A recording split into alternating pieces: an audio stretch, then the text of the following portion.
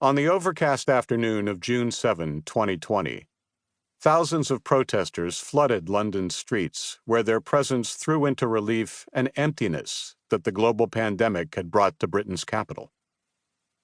The void of pedestrian and traffic hum amplified the demonstrators' voices as they reverberated through the city's edifices dedicated to the empire.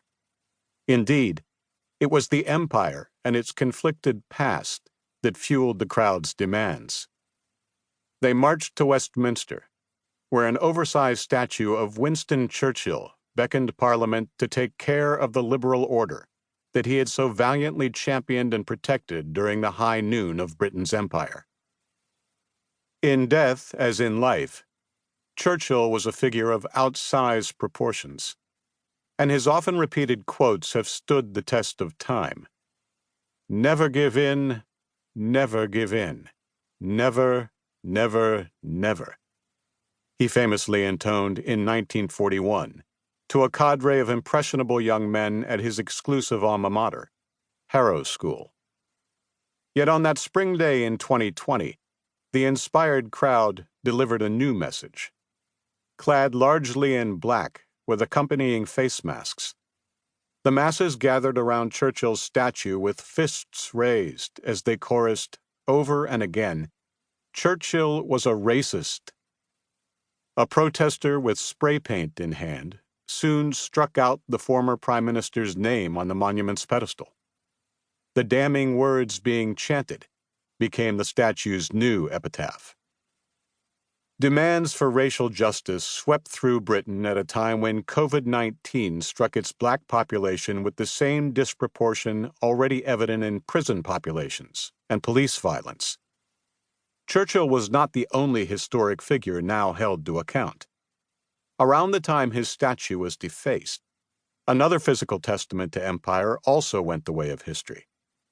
In Bristol, a city built on profits gained from the trade and labor of enslaved people, Black Lives Matter demonstrations ignited from backdrafts across the Atlantic. Edward Colston's statue became the target of protesters' fury, and it's not difficult to understand why. Colston was director of the Royal African Company when it forcibly transported around 85,000 African men, women, and children in conditions so inhumane that nearly a quarter of them perished before they reached the Americas. For over a century, his statue was a monument, for some, to the extraordinary beneficence that Colston bestowed on the city. For others, it represented a nation that still boasted an imperial pride built not only on shameless racial assumptions, but also on the backs of countless enslaved and colonized peoples across Britain's empire. An empire that, in its heyday, covered over a quarter of the world's landmass and claimed 700 million people as its subjects. The protesters rendered their judgment when they toppled Colston's statue and launched it into the River Avon. The silence of Colston's final resting place stood in stark contrast to the debates over the past that haunted and divided the nation. In the eyes of many, Britain had been the purveyor of a benign imperialism that was the standard-bearer for all other empires. For certain, there were blots, like the trade in enslaved peoples. But on history's balance sheet, any ill-begotten wealth had been more than atoned for through Britain's largesse. When empire's aperture widened to the post-emancipation 19th and 20th centuries, the narrative persisted and produced imperial icons like Cecil John Rhodes. Founder of the British South African Company, Rhodes enacted a grandiose Cape to Cairo vision with an oppressive hand of economic extraction.